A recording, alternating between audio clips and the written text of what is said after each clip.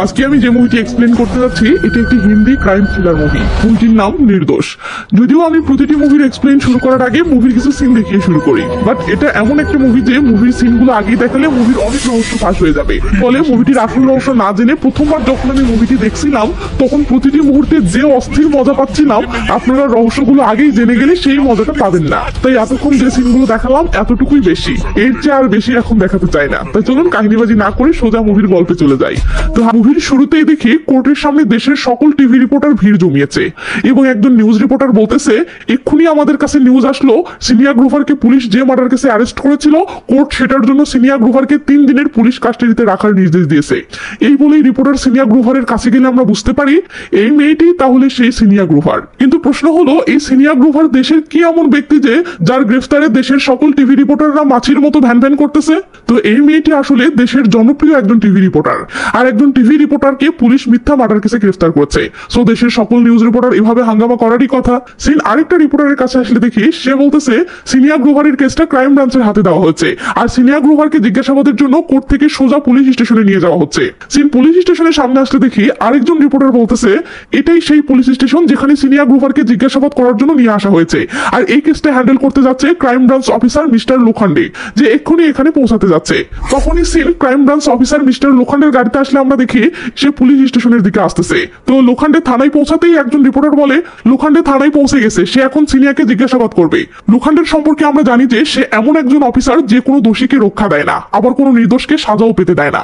তো লোখান্ডে থানার ভিতর যেতে থাকলে একজন রিপোর্টার বলে ওঠে মিস্টার লোখান্ডে সিনিয়াকে মিথ্যা কেসে কেন ফাঁসানো হচ্ছে? এটা শুনে লোখান্ডে থেমে যায় ও রেগে মেগে বলে আরে বাহ, সিনিয়া সত্যিই খুনি কিনা এটা কনফার্ম হওয়ার জন্য সিনিয়াকে জিজ্ঞাসাবাদ করতে কোর্ট আমাকে 3 দিনের কাস্টাডি দিয়েছে, আর আপনারা তার আগে রায় দিয়ে ফেলেছেন যে সিনিয়া নির্দোষ। এই বলে লোখান্ডে সেই রিপোর্টারের কাছে এসে বলে মনে রাখবেন আমি লোখান্ডে, যে পুলিশের লাঠিতে সোজা হয় না তাকে এই লোখান্ডে সোজা করে। এই বলে লোখান্ডে ভিতরে যেতেই রিপোর্টারগুলো দৌড়ে সিনিয়ার হাজবেন্ড গৌতমের কাছে গিয়ে বলে স্যার আপনার কি মনে হয় আপনার বউ সিনিয়ায় কি খুনটা করেছে? তখন গৌতম বলে যে তেলাপোকা ও টিকটিকি দেখে ভয় পায় সে কিভাবে এমন মার্ডার করতে পারে, আমি শিওর তাকে ফাঁসানো হয়েছে। সিন চলে আসে থানার ভিতরে সিনায়ার কাছে, আর স্ক্রিনে লেখা ওঠে আজ পুলিশ ইনভেস্টিগেশনের প্রথম দিন শুরু হলো। তো লোখান্ডে সিনায়ার সেলে ঢুকে জিজ্ঞাসাবাদ শুরু করার আগে তার সহকর্মী রিয়াকে বলে আগেই ক্যামেরা স্টার্ট করো না, আমি আগে আমার ইন্ট্রোডাকশন দিয়ে নেই। লোখান্ডে পত্রিকায় নামটা নিশ্চয়ই পড়েছ, লোকে আমাকে লোখান্ডে গুন্ডা নামেও ডাকে। মানুষের শরীরে 206টি হাড্ডি আর আইনের 570টি ধারা আছে, আমি মানুষের হাড্ডিও ভাঙি আর আইনের ধারাও। আজ পর্যন্ত 56টি এনকাউন্টার করেছি, সবগুলো সাজানো নাটক ছিল, তবে সবগুলোর ক্ষেত্রে একটা জিনিসের মিল ছিল, তাদেরকে মেরেছি সবাই অপরাধী ছিল, কিন্তু সেই সাথে খুব চালাক ছিল। তারা এমন ভাবে বুদ্ধি খাটিয়ে ক্রাইম করেছিল যে আইনও তাদেরকে সাজা দিতে পারতো না, কিন্তু তাদের কপাল খারাপ যে আমার পাল্লায় পড়েছিল, তাই আমিও এমন বুদ্ধি খাটিয়ে সাজা দিয়েছি যে আইনও তাদেরকে বাঁচাতে পারেনি। এসব শুনে সিনেহা তো ভয়ে থরথর করে কাঁপতে শুরু করে। এবার লোখান্ডে ক্যামেরা অন করতে বলে সিনেহাকে বলে জিজ্ঞাসাবাদ শুরুর আগে আমার ইন্ট্রোডাকশনটা দেওয়া জরুরি ছিল, এতে জিজ্ঞাসাবাদের সময় অপচয় হয় না। তো চল এবার ভালোই ভালোই সত্যটা স্বীকার করে নিয়ে যে খুনটা তুই করেছিস। সিনেহা কাঁদতে কাঁদতে বলে আমি খুন করিনি। লোখান্ডে বলে দেখ মার্ডার স্পটে তোর ফিঙ্গারপ্রিন্ট পাওয়া গেছে এবং তোর হাতের কাটা জায়গাটাও এটাই প্রমাণ করে যে তোদের মাঝে মারামারিও হয়েছিল। সিনেহা বলে কিচেনে সবজি কাটতে গিয়ে আমার হাত কেটে গেছে। লোখান্ডে খপ করে হাতটা ধরে বলে ম্যাডাম সবজি কাটতে গিয়ে আঙ্গুল কাটে, হাত নয়, তাই নাটক না করে কবুল করে নে তুই কিলার। এটা শুনে সিনেহা কাঁদতে কাঁদতে বলে আমি খুনি নই, আমি খুন করিনি, দেখে নিও শেষে গিয়ে সত্যরই জয় হবে। লোখান্ডে বলে সত্যর জয়? দুনিয়াতে এর চেয়ে মিথ্যা আর কিছু নেই, সত্য কখনো জিতে না, যা জিতে সেটাই সত্য হয়ে যায়, তাই মিথ্যা কান্নাকাটি না করে কবুল করে নে খুন তুই করেছিস। এটা শুনে সিনেহা বলে আপনি আমাকে 1000বার বললেও আমি এটাই বলবো আমি খুন করিনি আর এটাই সত্য। এটা শুনে লোখান্ডে খেপে গিয়ে বলে তাহলে তোর বিরুদ্ধে এত প্রমাণ কোথা থেকে আসলো? এই বলে লোখান্ডে উঠে যায় আর সহকর্মী রিয়া এসে সিনেহাকে মারার জন্য রেডি হতে থাকে। তখন সিনেহা কাঁদতে কাঁদতে বলে কেউ আমাকে ফাঁসানোর জন্য এসব প্রমাণ সাজিয়েছে। লোখান্ডে বলে এটা কে করতে পারে, কারোর সাথে তোর শত্রুতা ছিল? সিনেহা বলে না। লোখান্ডে বলে তোর হাজবেন্ড গৌতমের সাথে তোর কেমন সম্পর্ক ছিল? এটা শুনে সিনায়া শান্ত হয়ে বলে অনেক ভালো সম্পর্ক ছিল, আমরা একে অপরকে অনেক ভালোবাসতাম। তখন সিন ফ্ল্যাশব্যাকে যায় আর ব্যাকগ্রাউন্ড থেকে সিনায়া বলে আমরা লাভ ম্যারেজ করেছিলাম।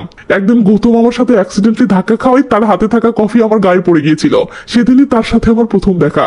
তো সিনগুলো মনোযোগ দিয়ে দেখুন। আর এই ফাইট বর্তমানে আসলে লোখান্ডে বলে আরে বাহ অনেক রোমাঞ্চে ভরা স্টোরি তো, শুনে মুড একদম ফ্রেশ হয়ে গেল। এই বলে লোখান্ডে এসে চেয়ারে বসে ও বলে, তার মানে তুইও গৌতম অনেক হ্যাপি ছিলি, তাহলে তোদের এই রোমান্টিক লাভ স্টোরির মাঝে মার্ডার মিস্ট্রি কোথা থেকে আসলো? সিনাইয়া আবার কাঁদতে কাঁদতে বলে, কোনো মার্ডার মিস্ট্রি নেই, আমি আপনাকে অলরেডি সবকিছু সত্য সত্য বলেছি, এর বেশি আমি আর কিছু জানি না। এই বলে সিনাইয়া মাথা নিচু করে অসহায় হয়ে কাঁদতে থাকে। আর সিন থানার ভিতরে আরেকটা সাইডে আসলে দেখি এদিকে লোখান্ডের সহকর্মী বামান সিনাইয়ার বিল্ডিং এর ওয়াচম্যানকে জিজ্ঞাসাবাদ করছে। তো ওয়াচম্যান বলে, স্যার আমি 3 বছর থেকে সিনাইয়া ম্যামকে চিনি, সিনাইয়া ম্যাম কখনোই খুন করতে পারে না, আমি সিআইডির সকল পর্ব দেখি, আমি জানি কোনো মার্ডার মিস্ট্রি এত সোজা হয় না যে পুলিশ প্রথমেই কাউকে সন্দেহ করলো আর সেই আসল খুনি প্রমাণ হলো, তাই আপনি দেখে নিন আসল খুনি অন্য কেউই। এরপর সিনাইয়ার বাসার কাজের বুয়া লাক্ষ্মীকে জিজ্ঞাসাবাদ শুরু করা হয়। লাক্ষ্মী বলে, স্যার 3 বছর হলো আমি সিনাইয়া ম্যামের বাসায় কাজ করি, বাহিরের কারোর সাথে ঝগড়া তো দূরের কথা, কখনো তার সাহেবের সাথেও ঝগড়া হতে দেখিনি, তাই সোজাভাবে বললে সিনাইয়া ম্যাম কখনোই খুন করতে পারে না স্যার। সিন আবার সিনাইয়ার কাছে আসলে দেখি লোখান্ডে বলতেছে, তোর বাসাতে নাকি আদা নামের একটা মেয়ে আসা যাওয়া করতো, সেটার পিছনের কাহিনী কি? তখন সিনাইয়া বলে, আদা আমাদের বাসার পেইং গেস্ট, আমি এবং গৌতম দুজনেই জব নিয়ে খুব ব্যস্ত ছিলাম, তাই আমরা আমাদের মেয়ে জানাকে সময় দিতে পারছিলাম না। এদিকে আমাদের কাজের মেয়ে লাক্ষ্মীর উপরও আমাদের এতটা ভরসা ছিল না যে তার কাছে আমাদের মেয়েকে রেখে যাব, তাই গৌতম এবং আমি মিলে সিদ্ধান্ত নিই যে আমাদের বাসায় একটা পেইং গেস্ট রাখবো, এতে কিছু টাকাও পাবো আর জানাও সময় কাটানোর মতো কাউকে পাবে। সে বর্তমানে আসতে দেখি লোখান্ডে বলতেছে, পেইং গেস্ট আদাকে কিভাবে পাইলি সেই কাহিনীতে যা। সিনাইয়া বলে, ইন্টারনেটে বিজ্ঞাপন দিয়েছিলাম, তখনই সিন ফ্ল্যাশব্যাকে যায় আর আমরা সমুদ্র সৈকতে একটা মেয়েকে দেখতে পাই। মেয়েটিকে দেখে আপনার মনে যে প্রশ্ন উপভোগ করতেছে সেটার উত্তর হচ্ছে, হ্যাঁ এটাই সেই পেইং গেস্ট আদা। তো আদা গাড়ি থেকে নেমে সেই অস্থির একটা পোজ দেয়, এরপর ফেসে পানি ঢেলে আপনার দিকে দুষ্টু নজরে তাকায় আর কেউ বলে ওঠে, তখন আপনি বুঝতে পারেন মেয়েটি আপনার দিকে তাকায়নি, বরং এতক্ষণ বিজ্ঞাপনের শুটিং চলছিল। মানে আদা আসলে পেশায় একজন মডেল। তো আদা রেস্টে নেওয়ার সময় সিনাইয়াকে কল করে বলে, হাই সিনাইয়া, আমি আদা, আমি অনলাইনে আপনার বিজ্ঞাপন দেখে কল করেছি, হ্যাঁ হ্যাঁ আমি পেইং গেস্ট থাকতে চাই, তো কখন আসবো? সিন বর্তমানে আসলে লোখান্ডে বলে, তো এরপর কি হলো? তখন সিন আবার ফ্ল্যাশব্যাকে গেলে দেখি গৌতম অফিস থেকে বাসায় ফিরে বলতেছে, তুমি এত তাড়াতাড়ি পেইং গেস্ট খুঁজে নিয়েছো? সিনাইয়া বলে, গতকাল ইন্টারনেটে বিজ্ঞাপন দিয়েছিলাম, সেখান থেকে সে কল করেছিল এবং আজকে দেখা করতে এসেছে। নাম আদা, সে মডেল হওয়ার চক্করে বাসা থেকে পালিয়ে মুম্বাই এসেছে, এতে করে আবার তার বাবা মায়ের সাথে সম্পর্কটা খারাপ হয়ে গেছে, তাই সে এখন মুম্বাইয়ে সেটেল হতে চায়। আর হ্যাঁ, বিকেলের আগে সে কখনোই শুটিং এ যায় না, তার মানে বিকেল পর্যন্ত সে বাসাতেই থাকবে এবং আমার মেয়ে জানার সাথে সময় কাটাতে পারবে। তো তুমি কি বলো? গৌতম বলে, বলার আর কি আছে, রাখো। এটা শুনে সিনাইয়া খুশি হয়েও বলে, ও হ্যাঁ, আজ একটা বড় প্রোডাকশন হাউসে তার অডিশন আছে, সেটার জন্যই এখন রেডি হচ্ছে। তখনই সিনা আদার কাছে চলে আসলে দেখি সে গোসল টোসল করে মেকআপ শেকআপ লাগিয়ে পুরো একদম চাকাচাক হচ্ছে। তো আদা বাহিরে যাওয়ার আগে সিনাইয়া ও জানাকে বাই জানাতে আসলে গৌতম এই প্রথম আদাকে দেখে ও মুগ্ধ হয়ে এক নজরে চেয়ে থাকে। এরপর আদা এসে লিফটে ঢুকলে লিফটম্যানেরও সেম অবস্থা, সে গুল মুখে নিতে যাচ্ছিল বাট আদাকে দেখে হা করে চেয়ে আছে। এমন সময় আরেকজনের এন্ট্রি হয়, এর নাম রানা, সে এই বিল্ডিং এই থাকে। আমরা দেখি আদাকে দেখে তারও সেম অবস্থা। তো লিফটম্যান গুল হাতে নিয়ে হা করে আছে দেখে রানা বলে, আব্বে মুখে কখন নিবি? কি একটা অবস্থা। এরপর একটুর মাঝে লিফটের সোসাইটির সেক্রেটারি রাজ ভোসলের এন্ট্রি হয়, আদাকে দেখে তারও সেম অবস্থা। সেক্রেটারি ভেবে পাচ্ছে না এই বিল্ডিং এ হঠাৎ এই মেয়ে কোথা থেকে আসলো। ওদিকে রানার চোখ বন্ধ করে অলরেডি কল্পনায় ডুবে বাজে বাজে আওয়াজ করতে শুরু করেছে। তো লিফট খুলতে আদা রেগে মেগে চলে গেলে সেক্রেটারি বলে, আরে ভাই এই মেয়েটা কে? তখন লিফটম্যান বলে, এটা গৌতম সাহেবের পেইং গেস্ট, আজ থেকে সে এই বিল্ডিং এই থাকবে। তো আদা চলে গেছে, অথচ রানা এখনো খেয়ালে ডুবে আছে। এটা দেখে সেক্রেটারি ডিস্টার্ব করে বলে, ভাই বিল্ডিং এর মেইনটেইন বিল তোমার 3 মাসের বাকি আছে। রানা বলে, এটা কোনো ব্যাপার হলো, এক্ষুনি মানি ব্যাগ আনতেছি, দিয়ে দেবো। এই বলে রানা ভিতরে চলে যায় আর আমরা দেখি আদা বিল্ডিং থেকে বের হয়ে গাড়িতে উঠতেছে আর গৌতম বেলকুনি থেকে আদাকে দেখতেছে। এমন সময় সিনাইয়া এসে দুষ্টামো করে বলে, এই যে মিস্টার, ঘরে তোমার বউ আছে। এই বলে এরা দুজনে দুষ্টামো শুরু করতেই জানা এসে পড়লে সিনাইয়া এসে জানাকে কোলে নেয়। এমন সময় পাশের ফ্ল্যাট থেকে রানার বউয়ের কান্নার আওয়াজ আসে। গৌতম বলে, এরা কে? সিনাইয়া বলে, রানা কয়দিন হলো আমাদের পাশের ফ্ল্যাটে উঠেছে, রোজ বউকে মারে। সিন রানার রুমে আসলে দেখি রানা তার বউকে বলতেছে, ড্রয়ারে কোথায় আমার মানি ব্যাগ বের কর। বউ ভয়ে জড়সড় হলে রানা বলে, ড্রয়ারে হাত ঢুকিয়ে খোঁজ। বউ ভয়ে ভয়ে হাত ঢুকাতেই রানা ধান করে ড্রয়ার লাগিয়ে দেয় আর হাতে ব্যথা পেয়ে তার বউ হাউমাউ করে কাঁপতে থাকে। আসলে রানা এইভাবেই ছোট ছোট কারণে তার বউয়ের উপর নির্মম ভাবে টর্চার করে, কিন্তু তার বউ ভয়ে কিছু বলতে পারে না, সে কেবল অসহায়ের মতো সব সহ্য করে যায়। সিন বর্তমানে আসলে দেখি এসব শুনে লোখান্ডে রেগে মেগে সিনাইয়াকে বলতেছে, দেখ তোর এসব লম্বা স্টোরি শোনার মতো আমার সময় নেই, ডাইরেক্ট পয়েন্টে আয় আর বল তোর হাজবেন্ড আর আদার মাঝে কি চলতেছিল। সিনাইয়া বলে, কিছু না। বামনের কাছে আসলে দেখি ওদিকে বামন সোসাইটির সেক্রেটারিকে বলতেছে, সত্য সত্য বল আদা কেমন মেয়ে ছিল।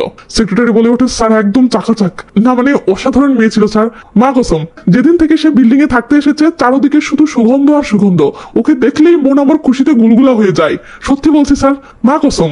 একই প্রশ্ন লিফটম্যানকে করা হলে সে বলে, কি বলবো স্যার, তাকে দেখলেই আমার চান্দি চুন্দি সব ঝ্যানঝ্যান করে ওঠে, শরীরে যেন কারেন্ট খেলা করে। কি বলবো স্যার, সে যখন লিফটে উঠতো সবার নজর একদম তার উপরেই ফেভিকলের মতো খপ করে আটকে যেত। ফাচাক। এসব শুনে বামন বলে, ফাচাক দাঁড়া আমি তোর ফাচাক বের করতেছি। এমন সময় লোখান্ডের ফোন আসলে বামান রিসিভ করে বলে, হ্যাঁ স্যার আমি আসতেছি। এই বলে বামান লোখান্ডের কাছে আসলে লোখান্ডে বলে, ওদেরকে জিজ্ঞাসাবাদে কিছু বের হলো? বামান বলে, না স্যার, সবার কথা একটাই যে সেনায়া খুনি হতেই পারে না। তো লোখান্ডে আবার সেনায়ার কাছে আসলে রিয়া বলে, স্যার ওর গায়ে জ্বর হয়েছে, কাল রাত থেকে কিছু খায়ওনি, ওর অবস্থা খুবই খারাপ। এখন তো আমারও মনে হচ্ছে সম্ভবত ও নির্দোষ, যদি সে খুন করতোই তো এতক্ষণে তা স্বীকার করে ফেলতো। লোখান্ডে এসবে কান্না দিয়ে বলে, ক্যামেরা চালু করো। এই বলে লোখান্ডে সেনার কাছে এসে সেনায়ের হোশ ফেরাইও বলে, আদা আসার পর কি হয়েছিল? সেনায়া বলে, সবকিছু ভালোভাবেই চলছিল, আদার সাথে জানার অনেক ভালো বন্ধুত্ব হয়ে গিয়েছিল, কিন্তু আমাদের কাজের মেয়ে লাক্ষ্মী আদাকে আনার ব্যাপারে খুশি ছিল না। তখন ফ্ল্যাশব্যাকে গেলে দেখি লাক্ষ্মী কাজ করতেছে আর ভিতরে ভিতরে আদাকে দেখে জ্বলতেছে। সেনায়া গৌতমকে ফিসফিস করে বলে, আগে আমাদের রুমের জিনিস হারাচ্ছিল, কিন্তু আদা আসার পর থেকে সেটা বন্ধ হয়েছে। গৌতম ইশারায় বলে, এসব কি তাহলে লাক্ষ্মী করতো? সেনায়া হোম বলে, আর ওদিকে এসব শুনে লাক্ষ্মী এমন করে। তো ব্যাকগ্রাউন্ড থেকে সেনায়া বলে, আমি নিউজ চ্যানেলে কাজ করতাম, তাই আমি অফিস শেষে দ্রুত বাসায় ফেরার যতই চেষ্টা করি না কেন প্রায় দিনই আমার বাসায় ফিরতে দেরি হতো। তবে হ্যাঁ, গৌতম সবসময় আমার আগেই বাসায় পৌঁছাতো, আর আমি বাসায় না থাকাই সে বোরিং হয়ে অন্যদের সাথে সময় কাটাতো। যেদিন আমি ফ্রি টাইম পেতাম সেদিন আদা সহ আমরা সবাই বাহিরে মজা করে সময় কাটাতাম। আমরা বাসাতেও সবাই মিলে অনেক মজা করতাম।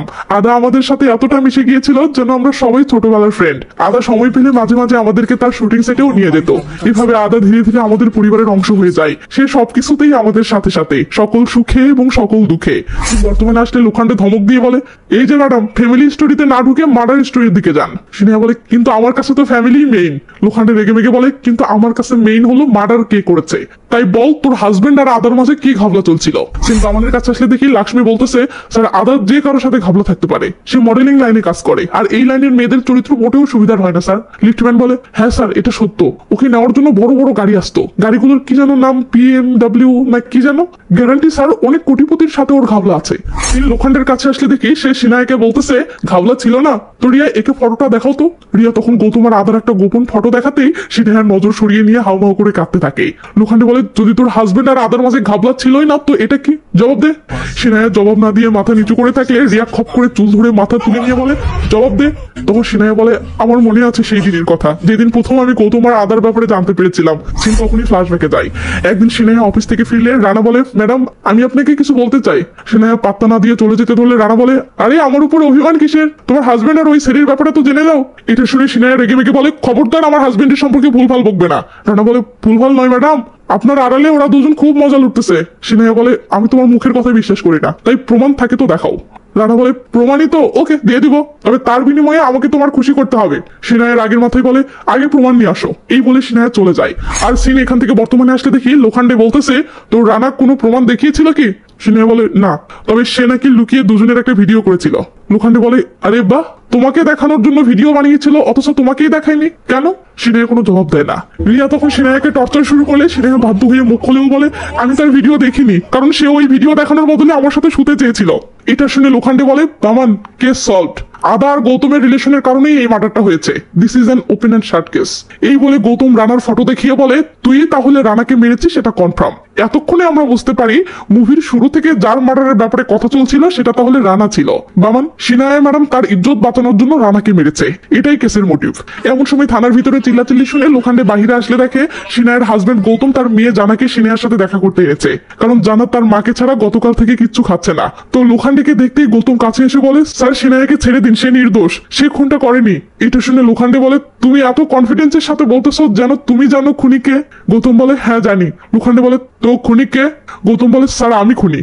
লে হালুয়া। লোখান্ডে তো অবাক। তো লোখান্ডে এবার গৌতম ও সিনায়া দুজনকেই সেলের ভিতরে বসাইও বলে, চলো ম্যাডাম, এটা প্রমাণই হয়ে গেল যে তুমি সত্যিই নির্দোষ, মার্ডার তুমি নয় গৌতম করেছে। এটা শুনে সিনায়া ঝটকা খেয়ে যায় ও বলে, গৌতম রানাকে মারেনি, ও মিথ্যা বলছে। লোখান্ডে বলে, গৌতম নিজের মুখে স্বীকার করেছে যে রানার রেকর্ড করা ভিডিও যেন তোমার কাছে না পৌঁছায়, এই জন্য ও রানাকে মেরে ফেলেছে। সিনায়া বলে, না স্যার ও মারেনি। গৌতম বলে, না স্যার আমি মেরেছি। এটা শুনে সিনায়া গৌতমের উপর খেপে গিয়ে বলে, তুমি খুনটা করনি তারপরেও মিথ্যা বলছো কেন? লে জ্বালা। এসব দেখে লোখান্ডে হাততালি দিয়ে এদেরকে বসাইও সিনায়াকে বলে, তুই এমন কনফিডেন্সের সাথে বলতেছিস যে ও খুনি নয়, যেন তুই জানিস খুনিকে। সিনায়া বলে, হ্যাঁ আমি জানি আসল খুনিকে। লোখান্ডে বলে, কে? সিনায়া কিছুক্ষণ নিজের মনের সাথে যুদ্ধ করে বলে ওঠে, আমি আসল খুনি। লে আরেক জ্বালা। গৌতম তো শক। লোখান্ডে বলে, কেন তুই রানাকে মেরেছিস? সিনায়া রাগ করে বলে ওঠে, সে আমাকে জোর করে ভিডিওটি দেখিয়েছিল এবং শর্ত মোতাবেক আমার সাথে জোর জবরদস্তি শুরু করেছিল, তাই আমি নিজেকে রক্ষা করতে গিয়ে তাকে মেরে ফেলেছি, আমি কিলার। এসব শুনে লোখান্ডে বলে, ইন্টারেস্টিং, মার্ডার একটা, অথচ দুইজন নিজেকে কিলার দাবি করতেছে। সিন চলে আসে পুলিশ ইনভেস্টিগেশনের দ্বিতীয় দিনে। সত্যি সত্যি কে আসলে খুনি এটা বোঝার জন্য লোখান্ডে গৌতমকে আলাদা রুমে এনে বলতেছে, তো তুমি মানতেছো যে আদার সাথে তোমার অবৈধ সম্পর্ক ছিল? গৌতম বলে, সম্পর্ক তো কিছু একটা ছিল, তবে সেটার নাম কি সেটা জানি না। তখনই সিন ফ্ল্যাশব্যাকে যায় আর গৌতম ব্যাকগ্রাউন্ড থেকে বলে, আমিও আদা প্রায়ই বাহিরে সময় কাটাতাম, আমরা একসাথে বিভিন্ন জায়গায় ঘুরতে যেতাম। একদিন পথের মধ্যে বৃষ্টি আসলে আদা গাড়ি থেকে নেমে বৃষ্টিতে ভিজতে থাকে। ওই সময় আদাকে এত আকর্ষণীয় লাগছিল যে আমি নিজেকে সামলাতে না পেরে গাড়ি থেকে নেমে ওর কাছে যাই ও ওর সাথে ঘনিষ্ঠ হয়ে পড়ি। এটাই আমার জীবনের সবচেয়ে বড় ভুল ছিল, কারণ এরপর থেকে বাসাতে সিনেমা না থাকলেই আদা আমার কাছে আসতো এবং আমার সাথে ঘনিষ্ঠ হতো। আদার মোহে পড়ে আমি ভুলেই গিয়েছিলাম যে আমার একটা বউ আছে, আর তাই আমি যা করছি এসব অন্যায়। আমি কেবল তার ঢেউয়ের তালে গা ভাসিয়ে যাচ্ছিলাম। আদা প্রায় মাঝরাতে আমাকে মেসেজ করে তার রুমে ডেকে নিত এবং আমার সাথে ঘনিষ্ঠ হতে চাইতো। আমি বুঝতে পারলাম আমি যে পথে হাঁটতেছি এটা ভুল পথ, তাই আমি আদাকে বললাম আমাদের এসব বন্ধ করা উচিত, কিন্তু আদা আমার কথায় পাত্তা দিচ্ছিল না। তো আদা তার রুমে গৌতমকে এনে ঘনিষ্ঠ হচ্ছে, ওদিকে পাশের ফ্ল্যাটের রানা তার বেলকুনিতে এসে লাল পানি খাওয়ার সময় আদার রুমের জানালা দিয়ে সেটা দেখে ফেলে। ব্যাস, তারপর কি, রানা তাড়াহুড়ো করে ক্যামেরা এনে বেলকুনি থেকে লুকিয়ে সেগুলো ভিডিও করতে শুরু করে। ভিডিও করতে করতে রানা একটা সময় ক্যামেরা অন করে রেখে চলে যায়, আর সারা রাত এদের এসব ভিডিও হতে থাকে। সকালবেলা রানা এসে ক্যামেরাটা নিয়ে ভিতরে আসতেই তার বউ নীলিমা সামনে পড়ে যায়। মানে সে দেখে ফেলেছে যে তার স্বামী পাশের ফ্ল্যাটের কারো রুমের গোপন ভিডিও করছিল, তাই নীলিমা সেই ক্যামেরাটা দেখতে চাইলে রানা তার উপর খেপে যায় ও ঠাস করে একটা থাপ্পড় মেরে ফেলে দেয়। তারপরে ও নীলিমা আবার ক্যামেরাটা নেওয়ার জন্য কাড়াকাড়ি শুরু করলে রানা আবার কষিয়ে আসতে মারে, আর নীলিমা একটা জায়গায় ছিটকে গিয়ে মাথায় আঘাত পায়। রানা সেদিকে বিন্দু মাত্র গুরুত্ব না দিয়ে আপন মনে তার রুমে চলে যায়। তো আদা বিল্ডিং এ ফিরতেই রানা পথ আটকিয়ে বলে, ম্যাডাম আপনাকে কিছু দেখাতে চাই। আদা পাত্তা না দিয়ে চলে যেতে ধরলে রানা বলে, ম্যাডাম এক্ষুনি দেখে নেন, নয়তো পরে পস্তাতে হবে। আদা বিরক্ত হয়ে বলে, দেখাও। রানা তখন সেই ভিডিওটা সামান্য দেখিয়ে ক্যামেরাটা কেড়ে নিয়ে বলে, ম্যাডাম এটা তো ফিল্মের ট্রেলার, পুরো ফিল্মই আমার কাছে আছে। আদা বলে, কি চাও? রানা দুষ্টামর স্বরে বলে, ম্যাম এমন ছোটখাটো একটা ফিল্ম আমার সাথেও একটু করো, আমার গায়ে তো আর কাটা নেই যে তোমাকে ফুটবে। রাজি না হতো বুঝতেই পারছো, ভিডিও অনলাইনে ছাড়তে হবে। এটা শুনে আদা বলে, আরে না না, এসবের কি প্রয়োজন? এই বলেই আদা খুশি একটা থাপ্পড় মেরে বলে, তুই কি মনে করছিস তুই ধামকি দিবি আর আমি ভয়ে রাজি হয়ে যাব? তোর মতো ছোট লোকের সাথে আমি সবাই এটা ভাবলি কি করে? শোন, তোর এই কম দামের ক্যামেরায় আমার চেহারাটা ঠিক মতো দেখা যাচ্ছে না, তাই নেক্সট বার শুটিং করার ইচ্ছা হলে ভালো একটা ক্যামেরা কিনিস। আর হ্যাঁ, শুটের আগে আমাকে বলিস, আমি ভালো লাইটিং করব, পুরো একদম চাকাচাক। এসব শুনে রানা তো থমে আছে।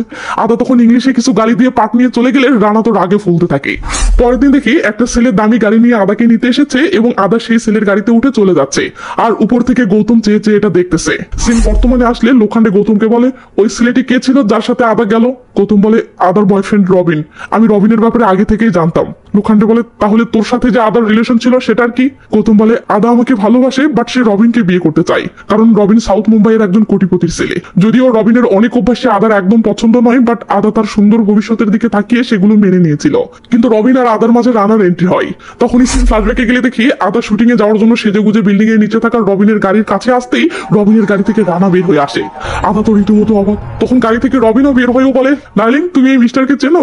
আদা কি বলবে ভাবতেই রবিন বলে, আজকেই এই লোকের সাথে রাস্তায় পরিচয়, লোকটি খুব মজার, পরে শুনি সে নাকি তোমার বিল্ডিং এই থাকে।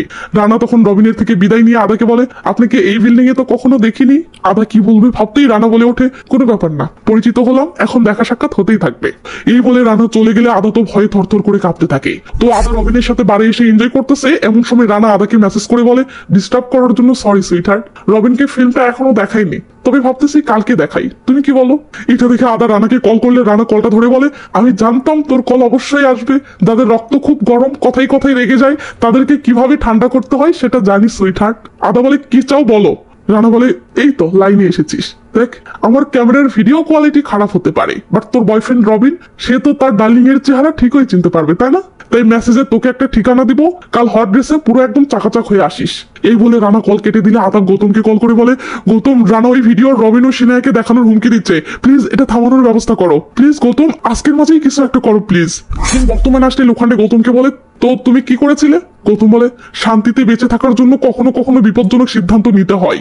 রানা তেমন ছেলে ছিল না যে ওকে ভালোভাবে বোঝালে মানতো, তাই ওর থেকে রেহাই পাওয়ার একটাই রাস্তা ছিল। লোখান্ডে বলে, মার্ডার? গৌতম বলে, হ্যাঁ। লোখান্ডে বলে, অসাধারণ, তো এখন আদা কোথায়? গৌতম বলে, সে ওই দিনই আমাদের বিল্ডিং ছেড়ে চলে গেছে, সম্ভবত ওর বয়ফ্রেন্ডের সাথে গোরেগাঁওয়ে শিফট হয়েছিল, আর আমিও আদার সাথে আমার সম্পর্কটা এখানেই ইতি টানতে চেয়েছিলাম। এমন সময় রিয়া এসে লোখান্ডের কানে কানে কিছু একটা বললে লোখান্ডে রেগে মেগে উঠে এসে গৌতমের ঘাড়ে আঘাত করে বলে, আমি ভাবিনি তুমি এটা করবে। গৌতম বলে, বুঝলাম না, লোখান্ডে বলে তোমার মিথ্যা ধরা পড়েছে দোস্ত, এটা প্রমাণ হয়ে গেছে যে তুমিও খুনি নও। গৌতম বলে না আমি খুনি। তখন লোখান্ডে বলে ফরেন্সিক রিপোর্ট অনুযায়ী রানার খুন ডিসেম্বর 13 তারিখ রাত 8টা থেকে 10টার মধ্যে হয়েছে, আর ওই সময় তুমি অফিসে জরুরি একটা মিটিং এ ছিলে। এই বলে লোখান্ডের সামনাসামনি বসে পড়লে গৌতম বলে আপনি এটা কিভাবে শিওর হয়ে বলছেন? লোখান্ডে বলে কারণ ওই সময়ের তোমার অফিসের সকল সিসিটিভি ফুটেজ এখন আমাদের কাছে আছে। এটা শুনে গৌতম হতাশায় পড়ে যায়, কারণ এখন নিজেকে খুনি দাবি করার তার আর কোনো উপায় নেই। এটা দেখে লোখান্ডে বলে সরি, নিজের বউকে বাঁচানোর জন্য তুমি যে মিথ্যা চেষ্টাটা করছিলে সেটা ব্যর্থ হয়ে গেছে, এখন আসতে পারো। তখন গৌতম যেতে ধরে থেমে যায় ও রেগে মেগে লোখান্ডেকে বলে আপনি কি ভাবছেন কেস সলভ হয়ে গেছে? আমি খুনি নই তাহলে সিনহা খুনি, এটা প্রমাণ হয়ে গেছে? লোখান্ডে বলে তুমি নির্দোষ, এখন কেবলমাত্র এটা প্রমাণ হয়েছে, কিন্তু খুনি যে কেউ হতে পারে। এটা শুনে গৌতম এবার শান্ত হয়ে চলে যায়। তো গৌতম বাসায় এসে তার মেয়ে জানাকে খাওয়ানোর চেষ্টা করলে তার মেয়ে মাকে ছাড়া কিছুতেই খেতে চায় না। তখন গৌতম জানাকে আদর করে বলে টেনশন করো না, তোমার মা নির্দোষ, তাই সে খুব শীঘ্রই বাসায় ফিরে আসবে। সিন থানায় সিনহার ছেলে আসতে দেখে সিনহা কিছুতেই স্বস্তি পাচ্ছে না। সে ঘুমানোর চেষ্টা করতেছে বাট কিছুতেই তার ঘুম আসছে না। সিন পুলিশ ইনভেস্টিগেশনের 3 নম্বর দিনে আসে, মানে শেষ দিনে আসে। বামান লোখান্ডেকে বলে স্যার সময় শেষ হচ্ছে অথচ রহস্য বাড়তেই আছে, সিনহা যদি খুনি না হয় তাহলে খুনিটা কে? লোখান্ডে বলে খুনি যেই হোক সে অবশ্যই সিনহার বিল্ডিং এর লোক। এই বলতেই এরা সিনহার বিল্ডিং এ এসে পৌঁছায় ও সিসিটিভি কন্ট্রোল রুমে এসে সিসিটিভি ফুটেজ দেখতে শুরু করে। তো লোক বিল্ডিং এ আসতেছে যাচ্ছে, কোনো সন্দেহজনক কিছুই নেই, কিন্তু এরা দেখে রাতের বেলা মুখে কাপড় বাঁধা একটা লোক দেয়াল টপকে ভিতরে ঢুকতেছে। লোখান্ডে ভিডিও পজ করে এদেরকে বলে দেখেন তো আপনারা কেউ একে চেনেন কিনা? গৌতম, লিফটম্যান, সেক্রেটারি এরা সবাই দেখে বলে না স্যার আমরা তো চিনতে পারছি না। তখন ওয়াচম্যান বলে স্যার আমার মনে হচ্ছে এই লোকটাই রানাকে মেরেছে, তা না হলে সে রাতের বেলা এভাবে ঢুকবে কেন? এমন সময় লক্ষ্মী লোখান্ডেকে দেখেই সন্দেহজনক ভাবে লুকিয়ে পড়লে লোখান্ডে পিছে দৌড় দেয়। লক্ষ্মী ভয়ে কাঁপতে কাঁপতে বলে সাহেব আমি কিছু করিনি, মা কসম সত্যি বলছি। গৌতম বলে লক্ষ্মী তুমি নিচে এসেছো কেন? লক্ষ্মী ভেবাচাকে খেয়ে বলে সাহেব জানা নিচে আসার জন্য জিদ করছিল। বামন তখন লক্ষ্মীকেও সেই ছেলেটির ফটো দেখিয়ে বলে একে চিনিস? লক্ষ্মী বলে না স্যার চিনতে পারছি না। লোখান্ডে বলে রানা কেমন লোক ছিল? লক্ষ্মী বলে একদম ঠারকিশালা, পুরো সোসাইটির মেয়েদের উপর কুনজর দিত, একবার তো আমাকেও খপ করে জড়িয়ে ধরেছিল। এই বলেই লক্ষ্মী থেমে গিয়ে বলে স্যার আমি যাই। সিন কাট হয়ে ফরেন্সিক ল্যাবে আসলে দেখি ফরেন্সিক অফিসার লোখান্ডেকে কিছু ফিঙ্গারপ্রিন্ট দেখিয়ে বলতেছে এগুলো ঘটনাস্থলে পাওয়া গিয়েছে, এগুলোর মাঝে রানার ওয়াইফ, রানার শালা এবং সিনহার ফিঙ্গারপ্রিন্ট আছে। রানার ওয়াইফ ও শালাকে বাদ দেন তো সন্দেহ সিনহার উপরই যায়, আর তাছাড়াও সিনহার হাতের সেই কাঁটাটাও এটা প্রমাণ করে যে তার আর রানার মাঝে ধস্তাধস্তি হয়েছে। এসব শুনে লোখান্ডে বলে সিনহার হাত কেটেছে এটা ঠিক, তবে তা এটা প্রমাণ করে না যে ওটা রানার সাথে ধস্তাধস্তি করতে গিয়েই হয়েছে। তাই রানাকে যে হাতিয়ার দিয়ে হত্যা করা হয়েছে সেটা পাওয়া জরুরি, সেটা পেলেই খুনিকে শনাক্ত করা যাবে। এটা শুনে বামন বলে স্যার এই কেসটাকে সমাধান করতে এখন আমাদের আদার সাথে দেখা করাটা জরুরি হয়ে গেছে। এটা শুনে লোখান্ডে রিয়াকে বলে গৌতমকে ফোন করে আদার নাম্বারটা নাও। পরের দিনে দেখি রিয়া লোখান্ডেকে বলতেছে স্যার গৌতমের কাছে নাকি আদার নাম্বার নেই, তবে সে এতটুকু বলেছে যে আদা ও আদার বয়ফ্রেন্ড রবিন নিয়মিত ক্যাপটাউন পাবে যাতায়াত করে। তো এরা ক্যাপটাউন পাবে এসে জিজ্ঞেস করে এখানে রবিন আসে কিনা। ছেলেটি বলে হ্যাঁ স্যার আসে, তবে গত কয়েকদিন থেকে কেন জানি আসেনি। লোখান্ডে বলে ঠিক আছে আবার সে আসলে আমাকে জানিও। তো লোখান্ডে বামনকে বলে আদাও গায়েব, সাথে রবিনও। এখন বাকি আছে রানার ওয়াইফ ও শালা, এক্ষুনি ওদেরকে পুলিশ স্টেশনে নিয়ে আসো। পুলিশ স্টেশনে আসলে দেখি লোখান্ডে রানার ওয়াইফ নীলিমাকে রেগে মেগে বলতেছে ভাইয়ের সাথে মিলে তুই নিজের স্বামীকেই মেরে ফেলেছিস। নীলিমা কাঁদতে কাঁদতে বলে না স্যার আমি ওকে মারিনি, ও যত খারাপই হোক যেমনই হোক ও তো আমার স্বামী ছিল তাই না, আমি ওকে কিভাবে মারতে পারি? লোখান্ডে বলে ও মরার একদিন আগে তোর সাথে ওর অনেক বড় একটা ঝগড়া হয়েছিল, যার কারণে তুই বাড়ি ছেড়ে চলেও গিয়েছিলি। নীলিমা বলে হ্যাঁ স্যার ঝগড়াও হয়েছিল আর আমি বাড়িও ছেড়ে গিয়েছিলাম, এটা সত্য, কিন্তু আমি ওকে মারিনি। লোখান্ডে বলে তাহলে সেই রাতে তোদের মাঝে কি ঘটেছিল? তখনই সিন ফ্ল্যাশব্যাকে যায়। তো নীলিমা সেই ক্যামেরাটা পেয়ে গেলে লুকিয়ে সেই ভিডিওটা দেখতেছে। এমন সময় পিছন থেকে রানা এসে এটা দেখে ফেলে এবং তার বউয়ের চুলের জুটি ধরে রুমে এনে ধাক্কা মেরে ফেলে দেয়। নীলিমা পরে মাথায় আঘাত পেলে রানা তাকে তুলে আবার মারতে শুরু করে। ঠিক তখনই নীলিমার ভাই রাজ বসলে এসে এটা দেখে ফেললে সে রানার উপর খেপে যায় ও দুজনের মাঝে সেই লেভেলের মারামারি লেগে যায়। মারামারি চলতে থাকলে একটা পর্যায়ে রানা রাজ বসলের বুকে কষিয়ে লাথি মারে আসলে ছিটকে গিয়ে পড়ে। ব্যাস রাজ উঠে দাঁড়িয়ে রানার দিকে বন্দুক তাক করে ফেলে। এটা দেখে নীলিমা থামাতে গেলে রাজ এই বুঝি গুলি করলো কিন্তু নীলিমা তাকে সামলে নেয়। তখন রাজ রেগে মেগে বলে আমি তোকে ছাড়বো না, এটা মনে রাখিস। এই বলে সে তার বোনকে এই বাড়ি থেকেই নিয়ে চলে যায়। সিন বর্তমানে আসলে দেখি নীলিমা বলতেছে আমি বাড়ি ছেড়ে চলে গিয়েছিলাম কিন্তু আমি তাকে মারিনি। এর মাঝে রাত জোর করে এখানে ঢুকে পড়ে ও লোখান্ডেকে হুমকি দিয়ে বলে এসব নাটক বন্ধ কর, নয়তো পুরো পুলিশ স্টেশন তছনছ করে ফেলবো, তুই জানিস না আমি কোন পলিটিক্যাল পার্টির লোক। তখনই লোখান্ডে কষিয়ে একটা থাপ্পড় মারার রাত ছিটকে গিয়ে পড়ে যায়। এবার লোখান্ডে বাবানের শার্টের বোতামগুলো খুলে দিয়ে বলে বাবান নেতার রক্তটা একটু বেশি গরম মনে হচ্ছে, কয়েক ডোজ দিয়ে ঠান্ডা করে দে। ব্যাস বাবান তার শার্ট খুলে রাজকে উদম কেলান কেলাতে শুরু করে। তো কেলানি খেতে খেতে রাজের তেজ যখন পুরোদমে ঠান্ডা হয়ে যায় তখন লোখান্ডে কাছে এসে বলে তুই তোর দুলাভাইকে মেরেছিস তাই না? রাজ বলে না স্যার আমি ধমকি দিয়েছিলাম এটা সত্য, তবে আমি মারিনি। লোখান্ডে বলে কোর্টে এটা কিভাবে প্রমাণ করবি যে তুই মারিসনি? তোর কাছে কোনো প্রমাণ আছে?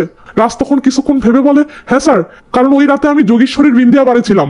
এমন সময় রিয়ার ফোনে ক্যাপটাউন পাব থেকে একজন কল করে বলে, ম্যাম আজকে রবিন পাবে এসেছে। রিয়া বলে, ওকে আটকে রাখো, আমরা আসতেছি। তো লোখান্ডে তার টিম নিয়ে চলে আসে এবং বামনকে ইশারায় ভিতরে যেতে বলে। বামন ভিতরে যেতেই রবিন দৌড়ে বাহিরে আসে এবং পালাতে শুরু করে। তারপর আর কি, রবিন প্রাণপণে দৌড়াচ্ছে আর পিছন পিছন বামন তার টিম নিয়ে দৌড়াচ্ছে। এভাবেই অনেকক্ষণ ধরে শহরের অলিতে গলিতে এদের দৌড়াদৌড়ি চলতেছে তো চলতেছেই। হঠাৎ লোখান্ডে রবিনের সামনে এসে পড়ে ও এলে একটা ঘুষি খেয়ে রবিন মাটিতে পড়ে যায় এবং উঠে বসে পড়ে। তখন লোখান্ডে তার বন্দুকটা বের করে রবিনের দিকে তাক করে এই নে একটা গুলি হতেই সে থানায় আসে আর আমরা দেখি লোখান্ডে রবিনকে থানায় তুলে এনেছে। তো রবিন খেপে গিয়ে বলে, তুমি আমার ইচ্ছার বিরুদ্ধে আমাকে এভাবে থানায় আনলে কেন? লোখান্ডে বলে, পুলিশ স্টেশন এবং হাসপাতালে কেউ নিজ ইচ্ছাতে আসে না, আর একবার যখন কেউ আসে তখন কবে ফিরবে সেটারও কোনো গ্যারান্টি থাকে না। রবিন বলে, আমি কি করেছি? লোখান্ডে বলে, রানার মার্ডার করেছিস। রবিন বলে, হোয়াট? আমি তাকে কেন মারবো?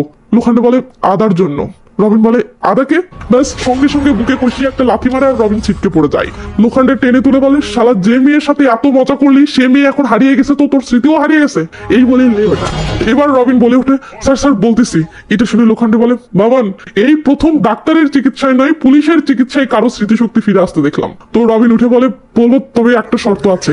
লোখান্ডে ঠাস করে মেরে দিলে রবিন বলে, শর্ত নয় রিকোয়েস্ট রিকোয়েস্ট। আমার আর আদার যে রিলেশন ছিল এটা প্লিজ নিউজ মিডিয়াকে বলবেন না। লোখান্ডে বলে, কেন? রবিন বলে, স্যার আদা ভালো মেয়ে ছিল না, এই জন্য আমি ওর পিছনে একজন ডিটেকটিভ লাগিয়েছিলাম যাতে আমি বুঝতে পারি সে কার সাথে কি করে। লোখান্ডে তখন বিল্ডিং এর সিসিটিভিতে পাওয়া সেই ছেলেটির ফটো দেখিয়ে বলে, এটাই কি তোমার সেই ডিটেকটিভ? রবিন দেখে বলে, হ্যাঁ স্যার এই ছেলেটি। এটা শুনে বামন বলে, স্যার তার মানে তো এই ছেলেটিও তাহলে খুনি নয়।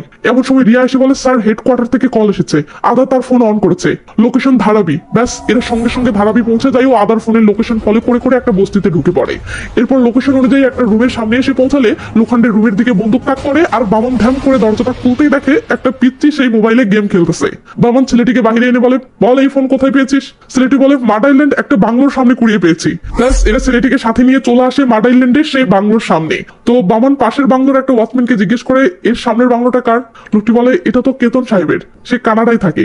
রিয়া বলে, এখানে কি অন্য কেউ আসা যাওয়া করে? লোকটি বলে, একজন আসে মাঝে মাঝে, লোকটির লম্বা লম্বা চুল আর বড় বড় দাড়ি মোচ আছে।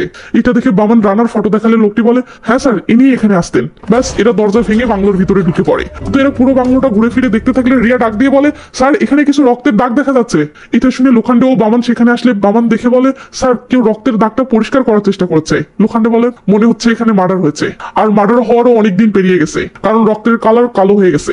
তখন অন্য একটা জায়গায় আসে, একটা ছেলে ক্রিকেট খেলার সময় বল খুঁজতে গিয়ে দূরে কিছু একটা দেখে চমকে ওঠে। এদিকে বাংলোতে বামন একটা মেমোরি কার্ড কুড়িয়ে পেলে সেটা লোখান্ডেকে দিতে রিয়া এসে বলে, স্যার হেডকোয়ার্টার থেকে ফোন এসেছে, মার্টফোর্ডের পিছনে একটা ডেড বডি পাওয়া গেছে। ব্যাস এরা সেই মার্টফোর্ডের পিছনে আসলে দেখে পুকুরের সাইডে একটা লাশ পড়ে আছে। তো লাশটাকে পুকুর থেকে তুলে স্ট্রেচারে রাখতেই কি এটা তো আদা।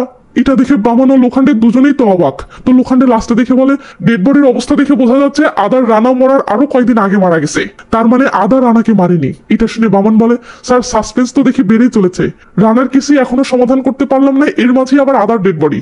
হেডকোয়ার্টারে আসলে আমরা দেখি রিয়া বলতেছে, স্যার আমরা যে মেমোরি কার্ডটা পেয়েছি তাতে এই ভিডিওটা ছিল।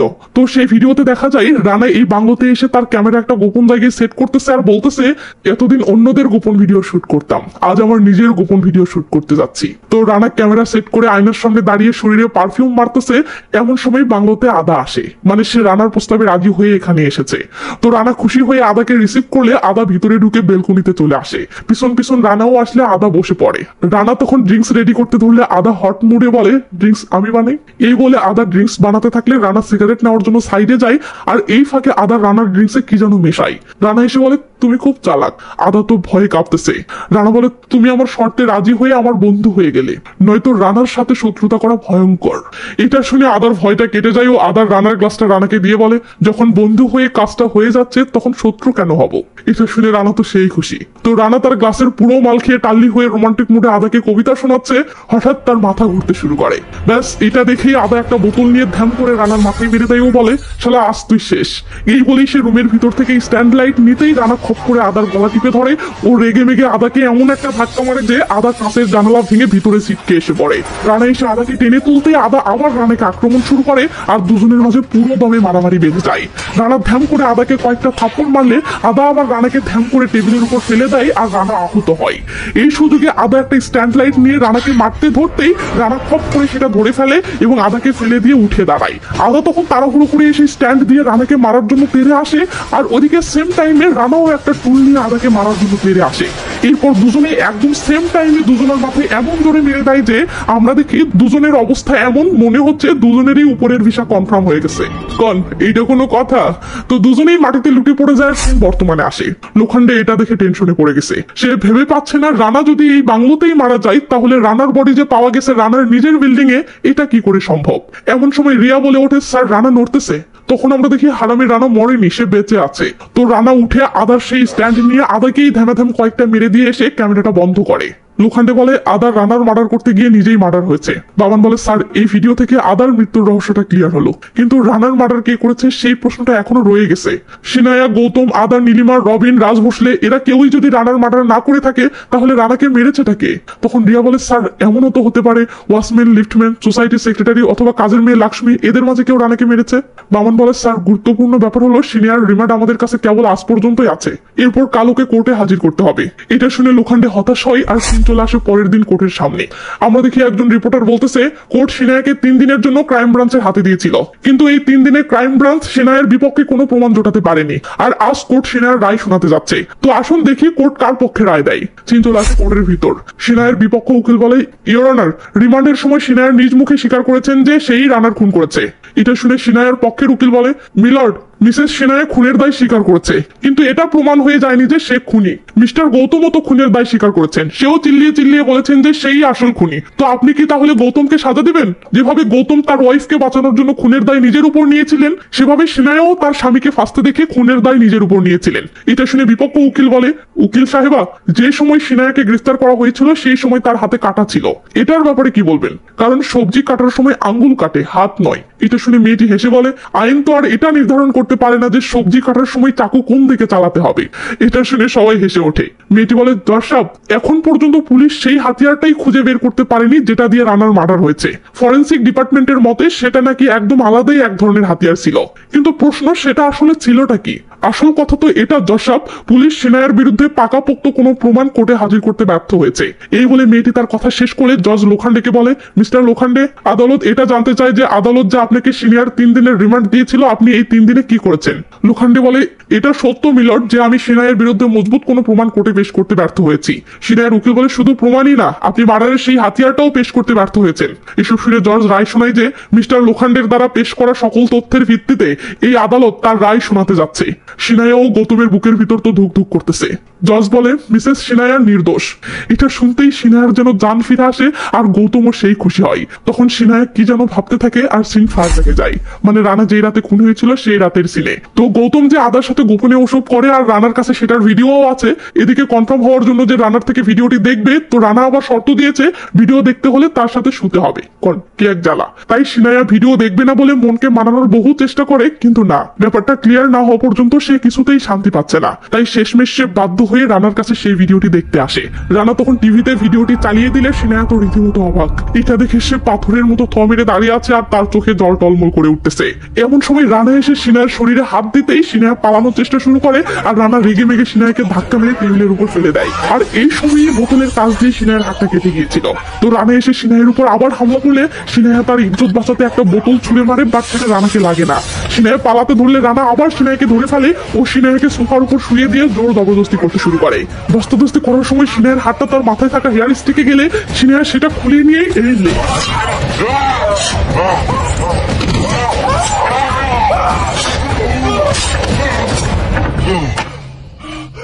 তো ফ্ল্যাশব্যাক শেষে সিন বর্তমানে আসতে দেখি সিনহা তার মেয়ে জানাকে কোলে নিয়ে কোর্ট থেকে বের হচ্ছে। এমন সময় মিস্টেকলি এক রিপোর্টারের ধাক্কায় জানা পড়ে যেতে ধরতেই লোখান্ডে এসে জানাকে সামলে নেয় এবং পকেট থেকে সিনহার সেই হেয়ার স্টিকটা বের করে জানার চুলে গুঁজে দেয়। সিনহা তো এটা ভেবে রীতিমতো অবাক যে মার্ডারের যে হাতিয়ারটা কোর্টে পেশ করার অভাবে সিনহা বেঁচে গেল, সেই হাতিয়ারটা তাহলে আগে থেকেই লোখান্ডের কাছে ছিল। তো একজন রিপোর্টার এসে লোখান্ডেকে বলে মিস্টার লোখান্ডে, এই প্রথম কোনো কেস সলভ করতে আপনি ব্যর্থ হলেন, খুনিকে ধরতে পারলেন না, তো এই ব্যাপারে কি বলবেন?